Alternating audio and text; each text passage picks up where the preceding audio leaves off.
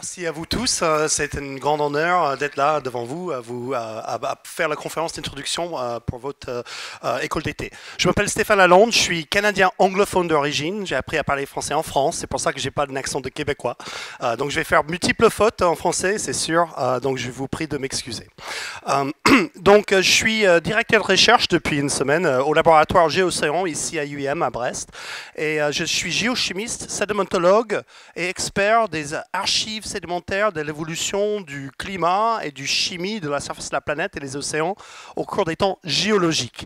Donc on va commencer avec le climat récent, mais on va y aller loin et très loin. Voilà, on va pousser un peu notre zone de confort sûrement. Et j'ai quelques exemples de roches provenant de la Terre primitive à vous montrer. Et à la toute fin de mon exposé, je vais vous inviter, le temps permettant, de venir voir les cailloux avec vos mains si ça vous intéresse. Donc, pour parler de l'histoire du climat et des océans, il faut également parler du cycle de carbone. Ils sont intrinsèquement liés. Ici, vous voyez une image des températures en Europe en hausse. On a des phénomènes de météo extrêmes, en fait, de plus en plus courants.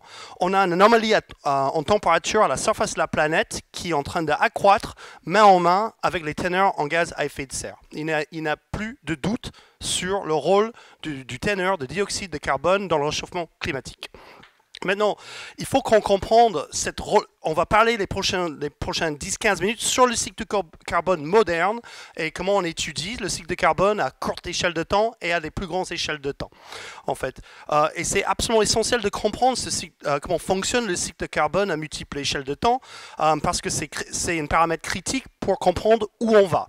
Ici, vous voyez des projections du GIEC jusqu'à 2100, en fait, et vous voyez deux scénarios de réchauffement climatique. Il y a multiples scénarios parce qu'il y a multiples incertitudes. Donc, on peut faire plusieurs scénarios sur la base des émissions anticipées, etc. Mais vous voyez également qu'ils ont chaque scénario, ils ont des barres d'erreur. Il y a des incertitudes qui s'interviennent à plusieurs échelles. On a différents scénarios d'émissions. On a la réponse du cycle de carbone à ces différentes émissions qui ont lieu au cours de temps. On a des variabilités en fait, climatiques au niveau régional et global qui chacun ajoute de l'incertitude sur nos projections d'où on va. Donc, on va faire un petit diaporama, j'espère que vous pouvez le voir, sur le cycle de carbone dit à court terme. Quand des géologues comme moi, on divise le cycle de carbone en deux cycles. En fait, il y a le cycle de carbone court terme qui implique tous les réservoirs qui sont rapidement échangeables. Et ensuite, on a le cycle de carbone dit long terme. Et on va faire une petite regarde sur les deux. En regardant le cycle de carbone court terme, ici, vous voyez en blanc, ce sont les tailles des réservoirs en gigatonnes de carbone. Okay? En jaune, nous avons les flux en gigatonnes par carbone par an entre les réservoirs. Et en rouge, nous avons les flux associés à l'activité anthropogénique. Okay? Et là, vous voyez que l'atmosphère totale contient à peu près 800 gigatonnes de carbone, alors que les échanges entre réservoirs sont très importants par rapport à cet réservoir.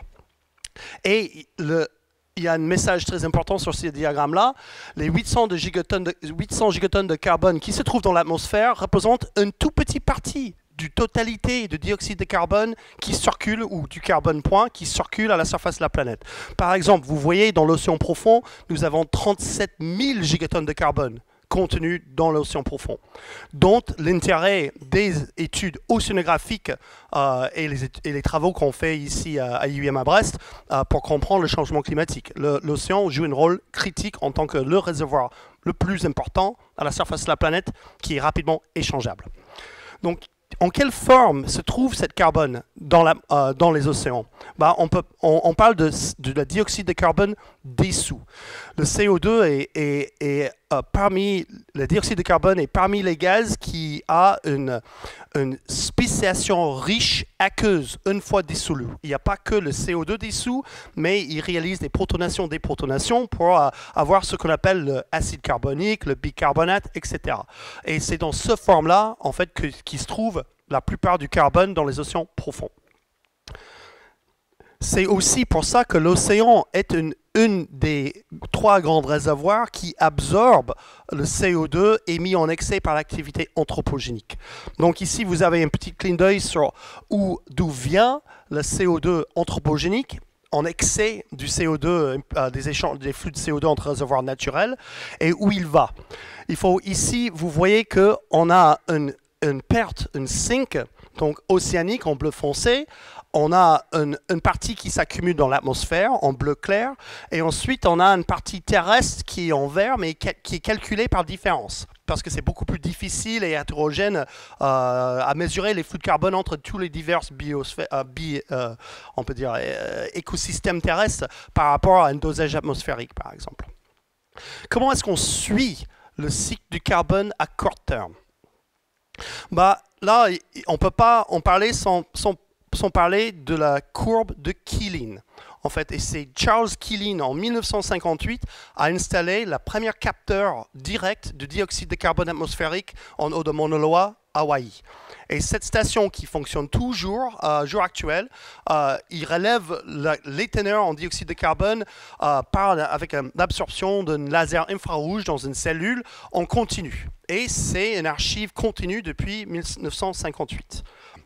Voici les dernières lectures datant d'il y a un mois, en septembre. Et vous avez également la semaine en question, allant jusqu'au 10 septembre. Et là, vous voyez déjà qu'à l'échelle d'une semaine, nous avons... oui, c'est une semaine. Nous avons des petits bas et des petites hauts. Ben, ce n'est pas une grande surprise. La photosynthèse et la respiration en fait, jouent un rôle à multiples échelles, qui est même visible à la semaine. C'est-à-dire qu'on a des baisses en plein jour quand la photosynthèse enlève du CO2, et la nuit, ça remonte quand la respiration domine et relargue de la matière organique en forme de dioxyde de carbone, en forme de CO2. Maintenant, on va dézoomer. Ça, c'est, je conseille fortement cette site web à l'Institut océanographique de Scripps, où ils fournissent toutes les données de courbes de Keeling, inclut les dernières lectures, et on peut sortir des courbes de ce type pour n'importe quelle période pour laquelle les données existent. Voici la semaine, et voici le mois de septembre, en fait. Et là, vous voyez l'oscillation quotidienne, jour-nuit, beaucoup plus claire. Mais on va continuer à dézoomer pour voir encore la dynamique du cycle de carbone à différentes échelles. Donc, voici pour une période de 6 mois, 2 ans. Maintenant, à l'échelle de 2 ans, on ne voit pas trop la petite oscillation journalière, mais qu'est-ce qu'on voit plutôt? C'est des oscillations saisonnières. Ou en été, dans l'hémisphère nord, la photosynthèse baisse légèrement les teneurs en dioxyde de carbone, et en hiver, on a un peu moins de photosynthèse, un peu plus de respiration, et donc les teneurs de dioxyde de carbone augmentent dans l'hémisphère nord. Maintenant, donc ça c'est une vue sur 2 ans, dézoomant sur l'ensemble de l'archive disponible par la station Mauna Loa, en fait l'ensemble de la courbe de Keeling. Ok. Maintenant, vous voyez très clairement les oscillations annuelles, tac, tac, tac, tac, tac, mais sur lesquelles on voit une tendance émerger que vous connaissez très bien dans cette salle, en fait. Et là où ça devient intéressant, c'est quand on commence à comparer cette tendance-là que vous voyez depuis 1958 à d'autres archives possibles. Donc, comment est-ce qu'on va pouvoir remonter encore dans le temps? Et ça va être un peu mon exercice. On va remonter dans le temps, remonter dans le temps, remonter dans le temps. Donc, on n'a pas de mesure directe de l'atmosphère. Si on veut y aller plus loin, l'archive privilégiée, ce sont les calottes de glace en Antarctique. La glace en Antarctique est fabriquée par la neige, qui est compactée et qui piège de l'atmosphère directement dans les espaces interstices de la glace qui se forment. Et voilà une carte de l'ensemble des carottages réalisés en Antarctique à ce but, de reconstruire l'histoire des compositions des gaz dans l'atmosphère.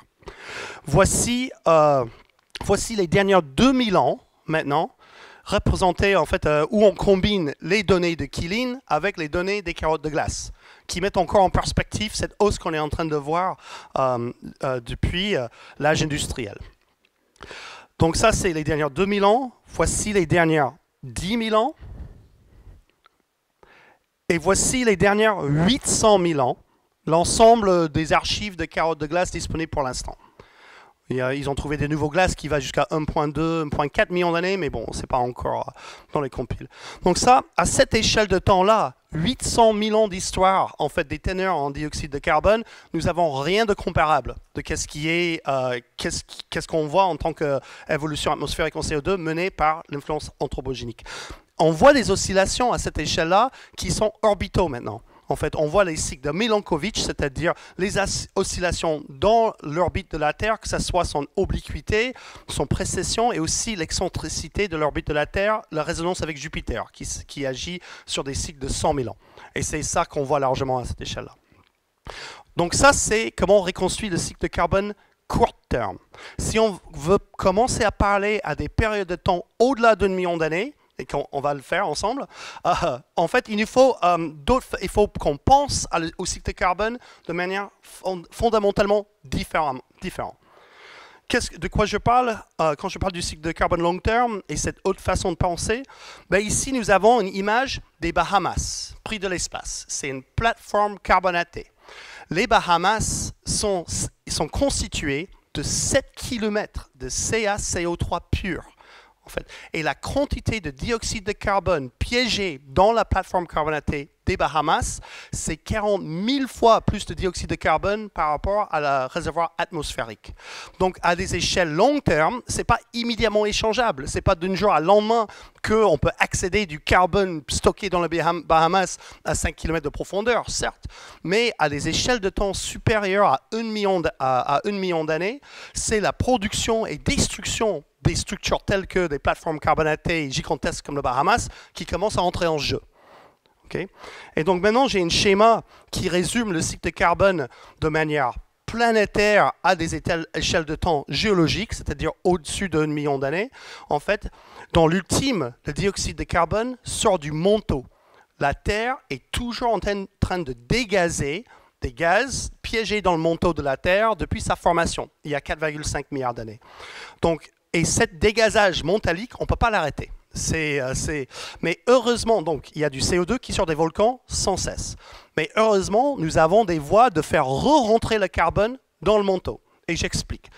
Ici, en fait, le CO2 atmosphérique, qui a comme source ultime le manteau, il est enlevé de l'atmosphère principalement par l'altération chimique des continents.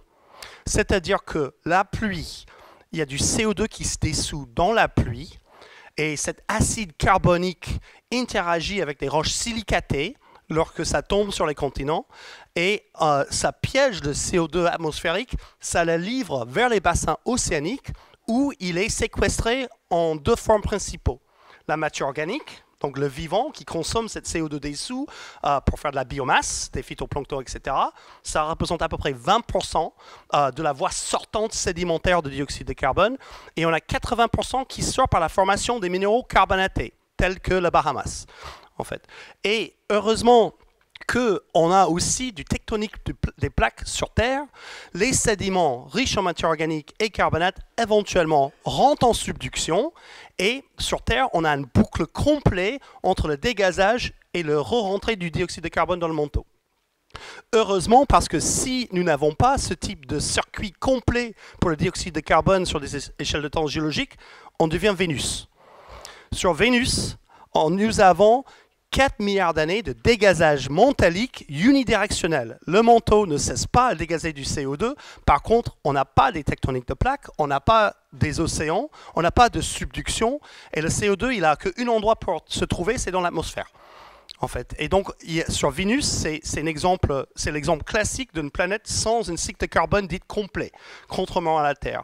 Si je reviens à notre cycle de carbone dit long terme sur Terre, c'est assez remarquable. Depuis 4 milliards d'années, la Terre a pu se autoréguler pour que le CO2 émis par les volcans se trouve dans la matière organique, dans des sédiments carbonatés et qui rentrent dans le manteau. Sur des échelles de temps supérieures à 1 million d'années sur Terre, le cycle de carbone il est en équilibre. C'est-à-dire que si on a des périodes à plus fort volcanisme, on a des périodes de plus fort enfouissement. Et là, on arrive à des idées, des notions de planète Gaïa, etc. Bon, je ne vais pas pouvoir entrer dedans. Il faut qu'on avance sur notre reconstruction paléoclimatique. Donc, si on veut reconstruire le climat de la Terre à des périodes longues, il nous faut d'autres archives. On ne peut pas se reposer sur les capteurs infrarouges Mauna Loa, on ne peut pas se reposer sur les carottes de glace. Il nous faut des archives plus anciennes. Où est-ce qu'on va trouver ces archives? Je parle des archives sédimentaires, des roches précipitées à la surface de la planète qui capturent des signaux de paléoclimatique et de température de la surface de la planète. Ici, vous avez une cartographie, une image qui représente l'âge des fonds des océans. Je parle de l'âge de la croûte océanique, mais bien évidemment, les sédiments qui se déposent sur cette croûte océanique ne peuvent pas être plus anciens que la croûte océanique lui-même. Ici, vous voyez que, et là, l'échelle, c'est en millions d'années. Okay? Et là, vous voyez que on voit la croûte océanique la plus jeune lors des dorsales, les dorsales océaniques, où on a la production de la croûte océanique et les plus vieux bouts de croûte océanique se trouvent vers les zones de subduction, où éventuellement il est détruit. Si on pouvait regarder la Terre de loin, on pouvait enlever les océans et regarder ça dans une espèce de vue de l'espace accélérée où on voit 100 millions d'années en 10 secondes. Qu'est-ce qu'on verra? C'est des tapis roulants en fait, de production et de destruction de la croûte océanique avec les continents qui flottent comme des glaçons. En fait, et qui bougent et qui migrent pendant qu'on a le tapis roulant très rapide de la croûte océanique. Et c'est grâce aux sédiments déposés sur la croûte océanique qu'on peut reconstituer le climat du passé allant jusqu'à il y a 200-250 millions d'années. Et c'est grâce à c'est pas facile à accéder ces types d'échantillons au fond des océans. Et c'est grâce à des programmes des grands programmes internationaux de coopération comme le International Ocean Discovery Program, 23 nations participantes qui mettent des ressources ensemble pour aller carotter en mer, accéder des sédiments pour reconstruire le climat de la Terre. Et si on veut y aller encore plus loin, et on va le faire ensemble, en fait, si on veut y aller plus loin que 280 millions d'années, il faut qu'on regarde ailleurs, il faut qu'on trouve d'autres archives. Là, maintenant, vous avez une carte qui montre l'âge du socle de la croûte continentale, et l'échelle ici, c'est en milliards d'années maintenant, allant jusqu'à 3,5 milliards d'années.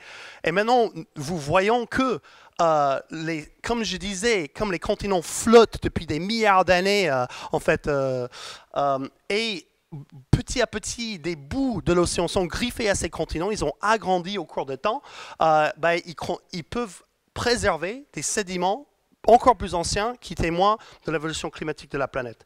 Et c'est ça plutôt mon domaine, mon spécialité, c'est d'aller chercher, ce sont tous des images des terrains à moi, en fait, à travers le monde, pour aller chercher des sédiments anciens et reconstruire le paléoclimat de la Terre et la paléobiologie et chimie également, à des échelles de temps très longues.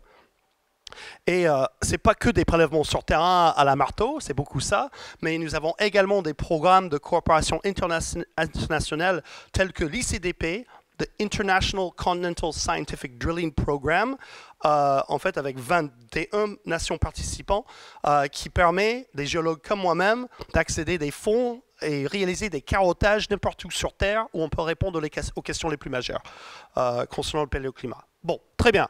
Voilà les archives, en fait, qu'on va viser. Maintenant, qu'est-ce que nos archives nous montrent? Donc, ici, vous avez une courbe qui montre les dernières 70 millions d'années, en fait, de paléoclimat sur Terre. Sur une échelle, c'est une composition isotopique en oxygène. Wow, Stéphane, ça a l'air compliqué. En fait, tout simplement, l'oxygène contenu dans le carbonate, dans le dioxyde de carbone, en fait, dans le CO2, l'oxygène existe en plusieurs formes, en plusieurs isotopes qui sont stables. Ils ne sont pas radioactifs, ils sont stables. Et il y a un effet sélectif de la température, en fait, dans l'incorporation de ces isotopes dans les minéraux carbonatés. Et c'est ça que vous avez ici. C'est que d'un côté, les enrichissements ou appauvrissements en isotopes stables de l'oxygène dans les roches calcaires. Et ici, en bas, c'est traduit en température en degrés Celsius. C'est une de nos paléothermomètres le plus performantes qu'on dispose, l'isotopie d'oxygène dans les carbonates. Et ici, on peut reconstruire la température à la surface de la planète depuis 65 millions d'années. Ici, on commence avec l'extinction des dinosaures. Et si on regarde cette archive dans son totalité, on est sur 70 millions d'années d'histoire ici, on voit que la tendance, il est globalement de refroidissement. Et vous voyez également que c'est qu'à partir de entre 30 et 40, il y a 30 ou 40 millions d'années, qu'on a de la glace sur Terre permanente. C'est-à-dire qu'avant, il y a 40 millions d'années, la Terre était sans glace, en fait. Donc nous sommes dans une tendance globale de refroidissement qui dure depuis 70 millions d'années, qu'on est en train de renverser brutalement avec l'activité anthropogénique. Un autre fait marquant sur cette courbe que je tiens à souligner, c'est ce qu'on appelle l'événement, le maximum thermique Paléocène-Éocène. Ici, il est indiqué par une petite flèche ici, et c'est un événement, une crise climatique qui ressemble plus à ce qu'on voit aujourd'hui. C'est-à-dire qu'il y a 55 millions d'années à peu près, la Terre a vu une hausse dramatique et très rapide dans les températures à la surface de la planète, associée à un volcanisme, un relargage de dioxyde de carbone naturel par le volcanisme qui était extrême. C'est l'événement le plus qui ressemble le plus à nos dernières 150 années de perturbation. Et il est sujet à des grandes études pour cette raison-là. C'est un analogue, en fait, dans l'archive sédimentaire. C'est assez choquant pour moi-même qu'il faut remonter il y a 55 millions d'années pour trouver un événement climatique comparable à ce qu'on vit aujourd'hui. Maintenant, cet événement climatique, il est associé à des extinctions, mais aussi des radiations. Et souvent, on a tous peut-être en tête l'idée que les mammifères sur Terre, ils sont sortis, ils ont explodé sur Terre une fois que les dinosaures étaient extincts. On dirait que voilà, extinction des dinosaures, les petits mammifères, ils ont pris la place. Mais en réalité, il y a 10 millions d'années de trous entre l'extinction des dinosaures et la radiation des mammifères, et c'est suite au événement PETM, le maximum thermique Paléocène-Éocène, qu'on a vu la radiation des mammifères suite à cet événement climatique. Et ça, c'est quelque chose qui va revenir plusieurs fois peut-être dans mes diaporamas, c'est que souvent associé à des extinctions ou des événements climatiques extrêmes, on a aussi les nouveaux biosphères qui prennent le relais. Et voilà, on est là, c'est après cet événement dramatique qu'on a eu les mammifères sur Terre. Bon, 55 millions d'années, ça m'ennuie. Moi, j'ai envie d'aller encore plus loin. Donc maintenant, on va y aller encore plus loin. Voici les dernières 542 millions d'années de climat sur Terre. Okay. Donc on a changé complètement d'échelle. Et ici, vous voyez, donc, allant de 542 millions d'années jusqu'à présent, ce qu'on appelle le Phanérozoïque, c'est la partie de la Terre caractérisée par la vie multicellulaire, etc.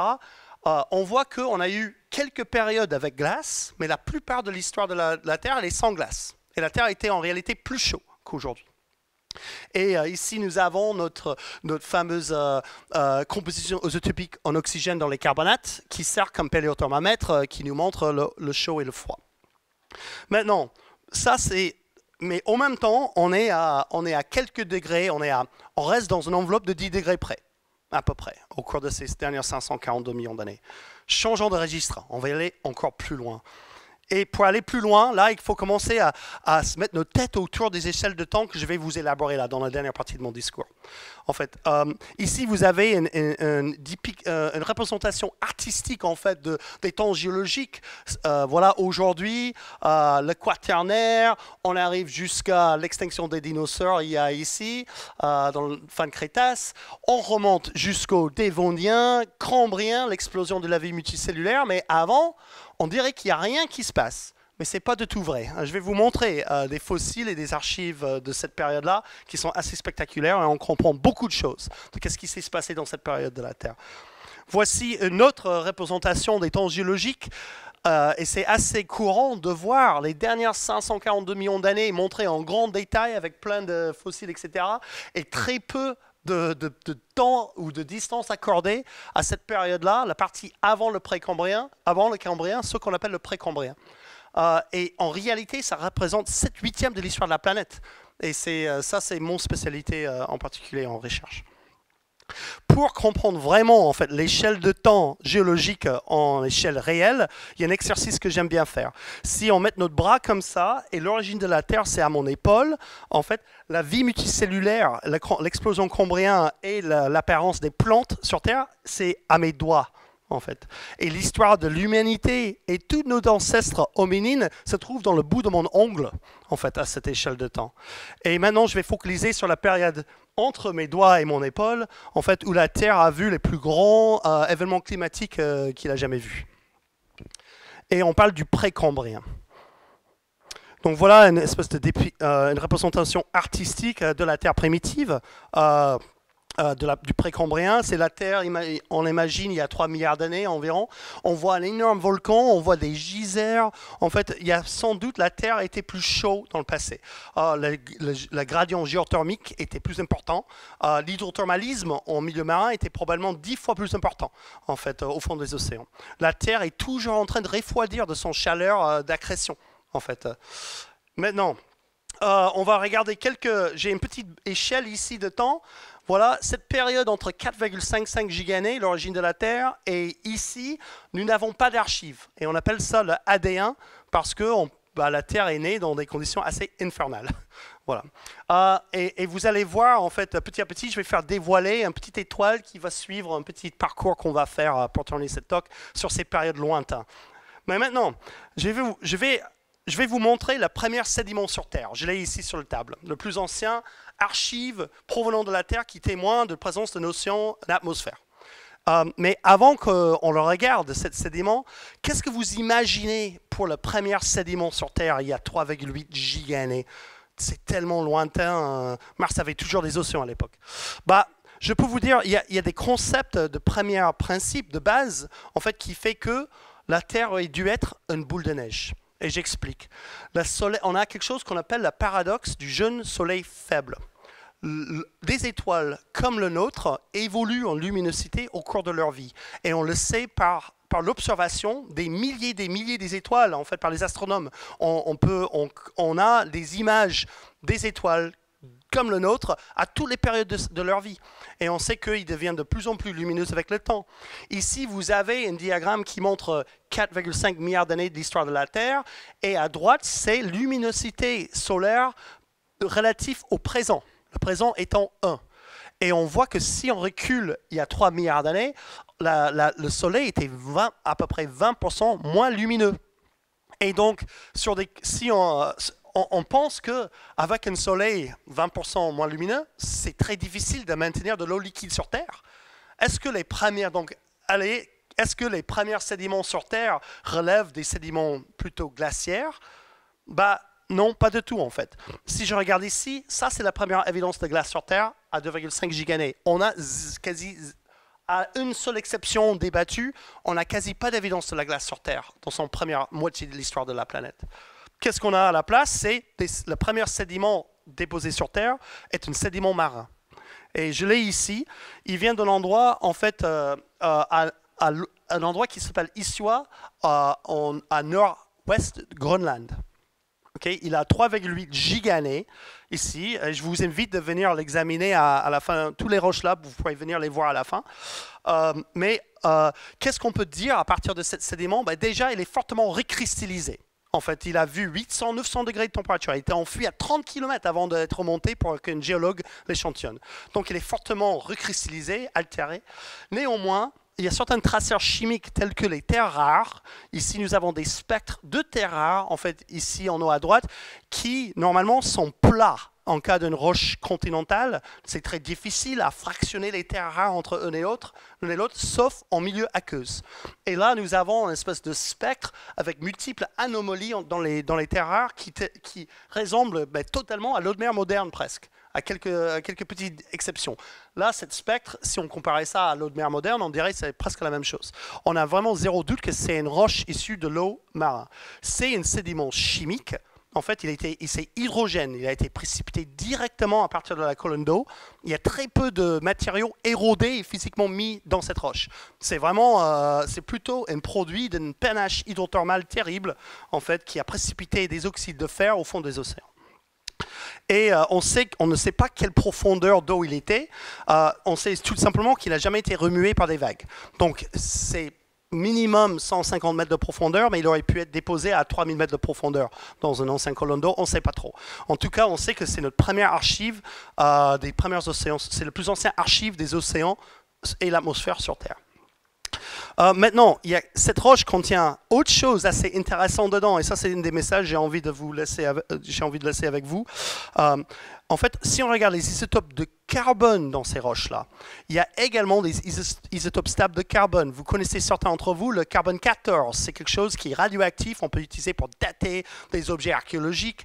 Le C14 est produit dans l'atmosphère, il a une demi-vie d'environ 6000 ans, et après 40 000 ans, le C14 est totalement dégénéré et il ne reste plus.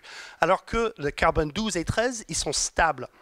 Et si on regarde la composition isotopique stable du carbone, on peut mettre des droits d'empreinte sur la carbone dite inorganique et le carbone qui a vu du vivant, en fait. Et si vous voyez que la carbone, tout ce qui est CO2 atmosphérique, CO2 dessous, les carbonates marins, ils ont une signature plutôt autour de 0, le référentiel c'est un carbonate marin, alors que la biomasse a tendance de s'enrichir dans l'isotope léger du carbone, et c'est exactement ce type d'enrichissement qu'on trouve dans cette première sédiment, dans les matières organiques en traces qu'on arrive de trouver dedans.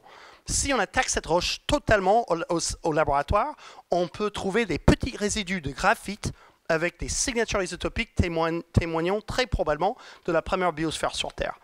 Je vous ai montré ici, j'ai une autre bout de roche ici qui date de 3,5 milliards d'années où on voit le graphite dedans. Vous voyez comment c'est noir. Ça, c'est de la matière organique des premières biosphères sur Terre. Et donc, un des messages que je voulais vous laisser, c'est que même il n'y a pas d'archives sur Terre témoignant d'une période sans vie. Le plus ancien sédiment capable d'enregistrer une trace de vie sur Terre le contient déjà. Voilà, ça, c'est quand même assez remarquable. Donc, l'autre bout de cette roche-là, il y a deux faces. Hein. Il y a la mienne et l'autre bout, j'ai donné à le musée d'histoire naturelle à Paris. Donc, l'autre bout, il est en exposition à Paris. Je vous invite de venir la voir après. OK, donc même si on a des traces isotopiques chimiques de la vie sur Terre, il y a 3,8 gigannées à 3,5 gigannées, on saute un petit peu. Il n'y a pas de doute d'une biosphère riche sur Terre en train de réguler déjà le climat. Ici, on a un récif microbien complet à 3,5 gigannées préservé en Australie du Ouest. J'ai eu le plaisir de le visiter moi-même. J'ai des thésards qui travaillent dessus et ça témoigne des conditions assez clémentes sur la surface de la Terre pour qu'il y ait la photosynthèse, pour qu'il y ait la vie et qui précipite des carbonates en masse. Heureusement, on est en train de ne pas devenir Vénus déjà à ce moment-là. C'est rassurant. Et c'est composé de quoi? Cette récif microbienne de quoi je parle, en fait, qui représente les premiers piégeages biologiques de dioxyde de carbone sur Terre. Ben, on parle des stromatolites. Un stromatolite, ce sont des structures calcaires d'origine microbienne. On les trouve rarement aujourd'hui parce qu'ils sont tout en bas de la chaîne élémentaire et les autres animaux ont tendance de bouffer tous les tapis microbiennes. Mais dans certains environnements extrêmes, comme des lagons hypersalins, on retrouve des structures microbiennes qui accroîtrent et voilà, ça c'est dans les Bahamas, dans un quai hypersalin, où les formes de vie de la Terre primitive ont repoussé. Donc on a les stromatolites ici modernes, vivant aux Bahamas, et voilà des équivalents qui datent d'il y a 2 milliards d'années en Australie du Ouest. Ici, nous avons des stromatolites qui poussent dans un lagon en Australie. Voilà des versions érodées, et voilà ce qu'on trouve dans l'archive sédimentaire remontant à des milliards d'années. Donc en fait, on sait très bien que la Terre primitive, ses premiers océans étaient colonisés par des bactéries qui effectuaient déjà un cycle de carbone régulé par la biosphère. Donc cette biosphère en fait microbienne de la Terre primitive en fait avait d'autres effets sur le climat et la chimie des océans. Ici vous avez une tapis microbienne arrachée d'un eau d'une stromatolite qui pousse en Venezuela. Et vous voyez la surface, il est couvert de bulles. Ben, si on perce ces bulles avec une microélectrode, on voit que c'est de dioxygène pur. Et ça nous emmène à un des événements les plus dramatiques que la Terre a vu dans son histoire. C'est la première apparence de dioxygène dans l'atmosphère et dans les océans, il y a 2,5 milliards d'années. Et ici, vous avez une espèce de diagramme qui montre l'évolution des teneurs en dioxygène au cours des temps géologiques. Et remarque des évolutions en deux gros pulses. Une première pulse qui a eu lieu il y a 2,5 gigannées, où on a atteint entre 0,1 et 1% des teneurs actuelles en oxygène dans l'atmosphère. ça paraît pas beaucoup, c'est insuffisant pour une biosphère complexe riche en animal, mais c'est quand même une montée majeure en fait dans la chimie de la surface de la planète et qui a eu des effets importants sur la chimie des océans et sur le climat. En fait, on peut parler. Oh, je pense d'avoir traduit cette diapo. Oui, donc on arrive sur des dépôts très particuliers de la Terre primitive qui s'appellent des formations ferrifères rubanées. Ici, vous les avez en image. Ici, une image d'Australie du Ouest. En fait, c'est un ancien fond d'océan, en fait, où précipiter le fer en masse en liaison avec l'oxygénation planétaire. Ici, vous avez une mine dans le même secteur en Australie du Ouest qui est gigantesque. Ce dépôt couvre 100 000 km² en Australie du Ouest. Et entre ce dépôt-là, un équivalent en Afrique du Sud et une au Brésil, là, on a 95% des ressources de fer sur Terre exploitées. Provient de ces anciens océans appauvris en oxygène, riches en fer, en fait. Et c'est grâce à cette première océan de la Terre, ces premiers océans, qu'on a tout le fer dans cet ordinateur, dans vos bureaux, dans les voitures, dans le parking. Ils proviennent tous des anciens océans appauvris en oxygène de la Terre primitive. Je vous ai emmené quelques exemples ici, en fait, de formations ferrifères rubanées. Donc, c'est des sédiments de la Terre primitive anoxique, en fait, qui témoignent de cette grande révolution dans la chimie des océans. Et cette première sédiment sur Terre figure parmi eux. C'est une formation ferrifère rubanée également. Donc, si vous venez la voir à la fin de l'exposé, avec ce petit aimant, vous pouvez littéralement toucher les littés riches en fer grâce à cet aimant. Ça, c'est sympa. Et si on regarde leur distribution dans le temps, ici maintenant on est en giga-années, milliards d'années, vous voyez que en fait on a eu la première sédiment sur Terre à Isua, il en figure parmi les formations ferrifères rubanées. On a eu une abondance grimpante jusqu'à l'oxygénation terminale de l'atmosphère, pas terminale, mais la grande oxygénation il y a 2,5 milliards d'années.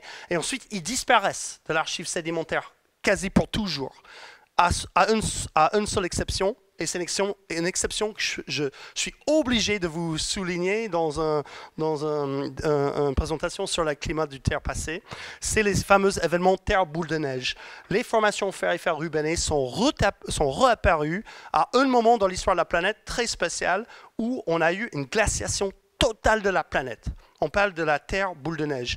Et on a eu une isolation complète de l'atmosphère et des océans par la glace, ce qui a permis l'océan de redevenir anoxique, riche en fer, et au fondrement, on a eu de nouveau des formations ferrifères rubanées ici. La Terre boule de neige, c'est une période où la Terre a vu, il n'y a pas qu'un événement, il y en a deux et peut-être une troisième.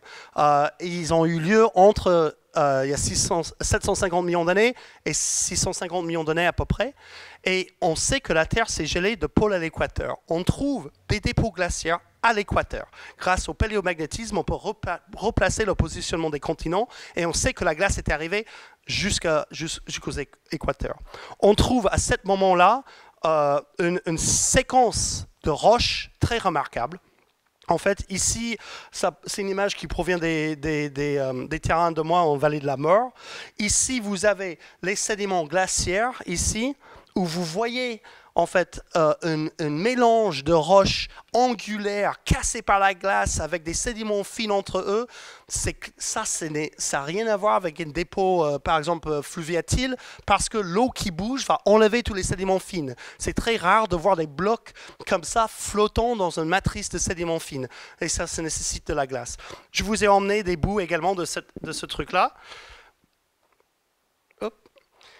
Ici, vous avez la fameuse, ça c'est le dépôt glaciaire d'un événement de Terre boule de neige, ce qu'on appelle une diamictite, parce qu'on a des classes qui sont mixtes. Donc c'est une espèce une roche diamictite, c'est un mélange de classes mixtes de ce type. Et ensuite, on a eu par la suite, au moment du fondrement, des roches très bizarres carbonatées, en fait, qui ont précipité lors de la déglaciation. Et on trouve cette séquence, voilà les roches carbonatées. Et donc c'est mon petit Terre boule de neige, la roche carbonatée sur son socle de dépôt glaciaire. Qu'est-ce qui représente cette roche carbonatée? vous vous rappelez comment le dioxyde de carbone quitte l'atmosphère? C'est typiquement par dissolution dans les pluies, altération des continents, etc. Mais au moment de la Terre boule de neige, en fait, on n'a plus de connexion atmosphère-continent. Et donc, le dioxyde de carbone s'accumule, comme sur Vénus, dans l'atmosphère, jusqu'à une Terre boule de neige se termine en effondrement brutal. Et donc, ces dépôts carbonatés représentent la réconnexion de l'océan et de l'atmosphère. Dès que la glace se fond, toute cette CO2 qui a hyper accumulé dans l'atmosphère agit avec les roches de manière violente et ensuite est transportée en masse dans les océans où on réalise des précipitations mondiaux en carbonate importants. Donc, ça explique, c'est un peu le cycle d'un événement extrême tel qu'une Terre boule de neige. Je vous ai expliqué qu'une fois couvert de glace, le dioxyde de carbone doit s'accumuler et jusqu'on sort dans une espèce d'effet de serre gigantesque et la Terre se retrouve son climat normal. J'ai oublié de vous dire, excusez-moi, comment on rentre dans une Terre boule de neige. Pourquoi ça a été arrivé dans un premier cas? Ça a été prédit par des physiciens avant que les géologues ont trouvé les témoins sédimentaires. Tout simplement, si la glace dépasse 35% de la surface de la planète, on se refroidit trop. C'est-à-dire que plus il y a de glace sur Terre, plus qu'on réfléchit de lumière du soleil, plus que la glace fait expansion, plus qu'on réfléchit de lumière du soleil. Une fois qu'on descend en dessous de zéro, c'est une réaction en chaîne vers une congélation totale. Les physiciens l'ont prédit et les géologues, en même temps, voyaient des roches synchrones à travers la planète, vraiment Norvège, Écosse, Terre-Neuve, USA, Namibia, Australie, Oman, voilà, où on retrouve les mêmes séquences glaciaires mondiales synchrones. En fait, toujours avec les dépôts glaciaires et les carbonates très exotiques qui représentent l'effondrement brutal. Donc ça a été une grande découverte et ça date que depuis il y a 25 ans, cette découverte, que la Terre a pu geler de pôle à l'équateur. Ça vous montre à quel point un petit peu la science de la paléoclimatologie à ces échelles-là est jeune. Et enfin, c'était suite à ces effondrements de ces fameux événements de Terre boule de neige qu'on a eu radiation de la plupart des animaux. Toutes à la suite des événements Terre boule de neige, pour des raisons qu'on comprend mal toujours, l'oxygène a atteint les 100% d'actuel et les animaux, la vie multicellulaire a explosé sur Terre. Voilà, donc en fait cette relation entre le climat et la biodiversité ressort à plusieurs échelles de manière très importante au cours des temps géologiques. Maintenant, c'est mes dernières 2-3 diapos. Alors, le cycle du carbone et le climat, il y a 3 milliards d'années. Voilà, on remonte. Je vous ai déjà indiqué, on a des sédiments déposés par de l'eau sur Terre, en fait, remontant il y a 3,8 gigannées. Qu'est-ce qu'on en sait sur le dioxyde de carbone et les températures à la surface de la planète à cette période-là? On est nécessairement sur un peu plus sur la théorie, théorie. En fait, aujourd'hui, nous avons de l'eau de mer à pH 8.4 et on a du PCO2 qui est de l'ordre de 10 puissance moins 3,4. C'est les teneurs, ça c'est les 400 ppm d'aujourd'hui. En fait, mais pour maintenir du liquide, en fait de l'eau liquide à la surface de la planète face au soleil faible, la paradoxe du jeune soleil faible, la seule solution c'est des gaz à effet de serre encore plus importants. Et donc on peut jouer des jeux, par exemple de dire il nous faut au moins 10 fois plus de dioxyde de carbone à l'époque, il y a 3 milliards d'années, pour maintenir de l'eau liquide sur la planète. Mais ça aurait pu être 100 ou 1000 fois plus de dioxyde de carbone. En fait, voilà, donc la limite inférieure, c'est la quantité de CO2 nécessaire pour que l'eau soit liquide sur la Terre. La limite supérieure, c'est de mettre l'ensemble du carbone dans la surface de la planète et la croûte supérieure dans l'atmosphère. Et voilà cette ligne-là. En fait, et ce côté-là, c'est la ligne de saturation des carbonates. On dépasse cette ligne-là, en fait, d'un côté on les dissout et de l'autre côté on les précipite. Et on sait, comme on a des carbonates, on doit être de ce côté de la ligne. Et donc on a une espèce de jeu théorique, un espace chimique en CO2 et pH qui peut représenter les premiers océans. Maintenant, c'est les dernières 2 diapos. Le mystère, si on prend notre rapport isotopique en oxygène dans les carbonates qui sert comme paléothermomètre de premier rang pour reconstruction paléoclimatique dans le passé, et en étant l'archive des dernières 500 millions d'années à 3 milliards d'années, on voit quelque chose de très remarquable et difficile à expliquer. Et ça reste la frontière de la science aujourd'hui sur ces sujets-là. C'est que l'isotopie devient de plus en plus léger, ça indique des températures de plus en plus chaudes.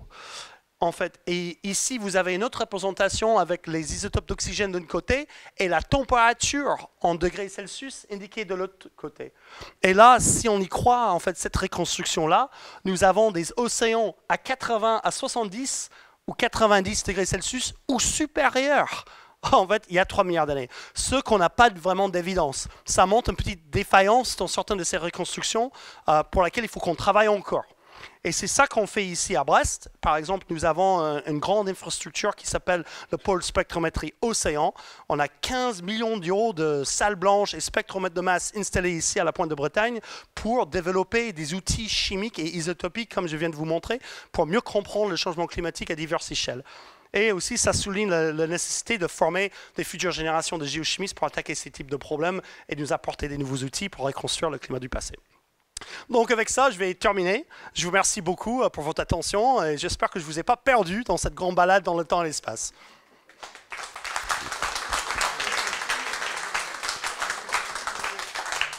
Merci beaucoup Stéphane pour ce grand voyage donc dans le temps. Des questions s'il vous plaît? Une précision. Vous avez dit que la vie apparaissait, enfin, bien que c'est une vie microscopique, la vie apparaissait à 3,5 milliards d'années. Et vous avez dit que l'oxygène moléculaire, du moins, apparaît à 2,5 milliards d'années. Ça veut dire que cette vie, elle est anaérobie. Et est-ce que, je parlais des cyanobactéries, hein, c'est cette vie-là? C'est une question tout à fait majeure et en vrai, ça représente la cœur de mon programme de recherche. Donc, oui. Je vais répondre très rapidement. Le problème, c'est que ces stromatolites-là, qui constituent les plus anciennes évidences de la photosynthèse, ils sont clairement photosynthétiques. Ils poussent vers le soleil. Le problème, c'est qu'il n'y a pas toute photosynthèse sur Terre qui est oxygénique, qui produise de dioxygène. Nous avons des bactéries photosynthétiques dites N-oxygéniques, qui n'oxydisent pas l'oxygène dans l'eau vers l'O2, mais qui effectuent des oxydations moins importantes grâce à la lumière. En fait, ils oxydisent du fer réduit au fer oxydisé, ou du soufre réduit en sulfate. Et ces formes sont génétiquement primordiales. On sait que génétiquement, ils sont ancestrales aux cyanobactéries, et ils peuvent générer des structures comparables à ça. C'est pour ça que, malheureusement, le simple évidence d'une structure photosynthétique dans l'archive sédimentaire ancien ne témoigne pas nécessairement directement de la production de dioxygène. Il faut trouver les traces d'oxygène lui-même. Et en fait, c'est un sujet qu'on a travaillé. On a beaucoup avancé sur Brest. On a fait un grand papier en nature en juin qui a réglé cette affaire. Donc je ne vais pas rentrer en détail, mais si vous voulez, après, à la pause, je vous expliquerai comment on a résolu ce problème. Et nous avons pu dater définitivement l'origine des cyanobactéries à 2,87 gigannées. 2,87, ouais.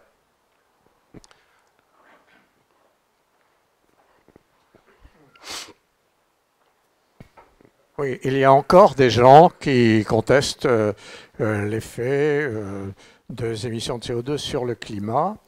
Il me semble que ce que vous avez dit sur la boule de neige, oui, la température baisse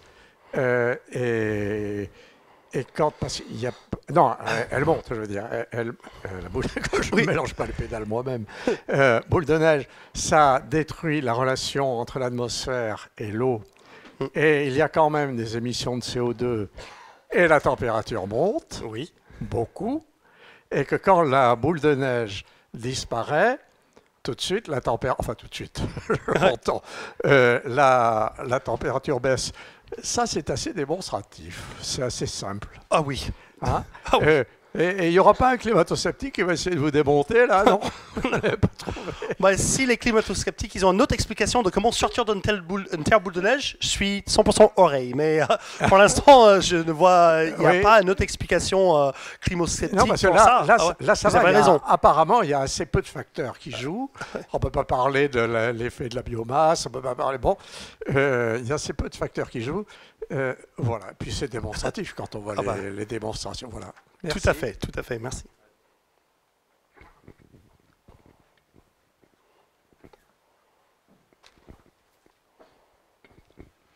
Oui, j'avais juste une petite question, peut-être qui est anecdotique. Vous avez parlé de température à l'intérieur de la Terre qui était due à l'accrétion. Je suis vieux, mais quand j'étais à l'école, on m'avait appris que la majorité, pas la totalité, mais la majorité de la chaleur de la Terre provenait de l'uranium 238 qui se transformait en... C'est une très bonne question. J'avoue que j'ai pas les chiffres exacts. Ça dépasse mes compétences. J'ai pas envie de vous raconter le mensonge. Je sais pas exactement la contribution de, et peut-être quelqu'un dans la salle le sait, entre la chaleur restant de l'accrétion et la chaleur produite au continu par décroissance. Pas que d'uranium, mais potassium et d'autres éléments tout au début, aluminium aussi.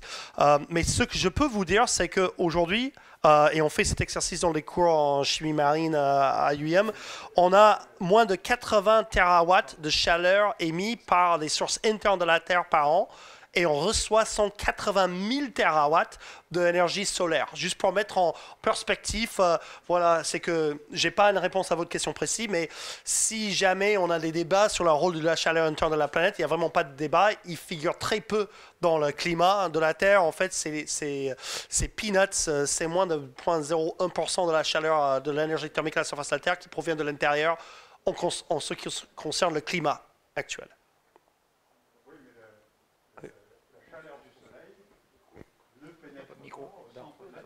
Ah non. Juste, la chaleur solaire ne pénètre pas au centre de la Terre. Tout à fait. Là, il n'y a que la radioactivité. Oui, tout à fait. Non, mais je parlais au cas où quelqu'un voulait débattre. Moi, je peux imaginer un climato-sceptique en train de dire mais est-ce que vos modèles prennent en compte le refroidissement de la Terre? Mais en fait, c'est même pas un facteur. En fait, c'est ça que je voulais souligner. C'est tout.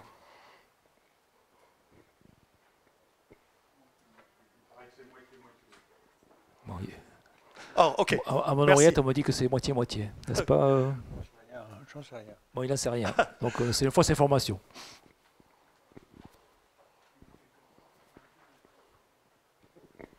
D'abord, merci pour cet exposé. Ça, on démarre très fort. Vous dites, j'ai noté qu'au Précambrien, la Terre était plus chaude. Oui.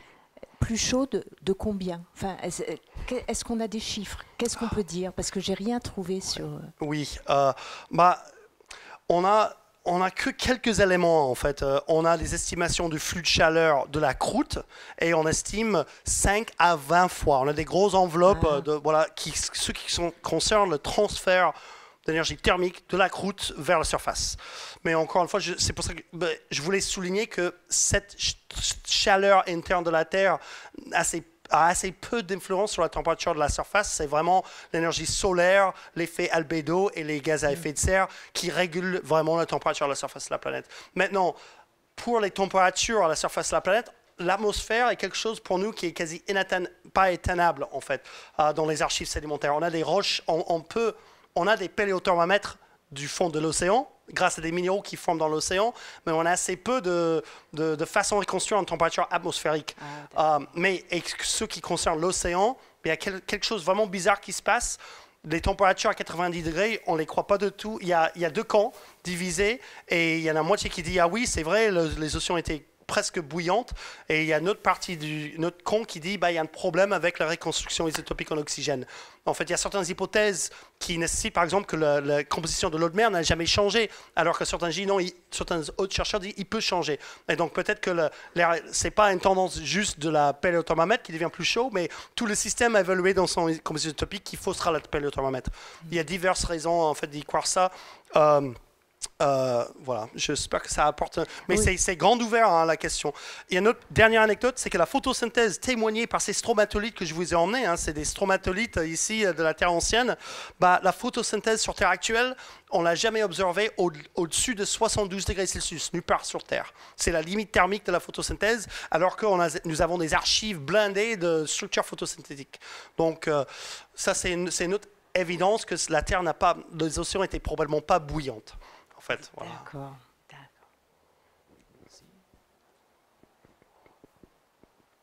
D'autres questions ou remarques?